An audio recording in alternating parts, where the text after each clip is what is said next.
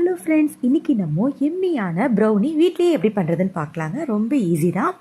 இப்போ ஒரு பவுலில் 2 ஸ்பூன்ஸ் கொக்கோ பவுடர் ஆட் பண்ணிக்கோங்க. நெக்ஸ்ட் ஒரு 3 to 4 tablespoons full of butter or cooking oil add பண்ணிக்கோங்க. கட்டி இல்லாமல் நல்லா இந்த மாதிரி மிக்ஸ் பண்ணிக்கோங்க. நெக்ஸ்ட்டு சுகர் பவுடர் ஒரு 2 to 3 ஸ்பூன்ஸ் நல்லா ஆட் பண்ணிக்கோங்க. நெக்ஸ்ட் ஒரு 2 to 3 spoons full of maida add பண்ணிக்கோங்க. இதோட சேர்த்து கொஞ்சம் ஒரு 1/2 கப் மில்க் ஆட் பண்ணிக்கோங்க. நல்லா மிக்ஸ் பண்ணிக்கோங்க. நெக்ஸ்ட் வெனிலா எசன்ஸ் கொஞ்சம் அண்ட் பேக்கிங் பவுடர் ஒரு 1/2 ஸ்பூன், பிஞ்ச் ஆஃப் சால்ட் கொஞ்சம் ஆட் பண்ணி நல்லா மிக்ஸ் பண்ணிக்கோங்க. இதை மிக்ஸ் பண்ணதுக்கப்புறமா இப்போ நம்ம ரெடி பண்ணி வச்சுருக்கிற இந்த மிக்சரை ஒரு கேக் பேனில் பட்டர் ஷீட் போட்டு அதில் ட்ரான்ஸ்ஃபர் பண்ணிடுங்க.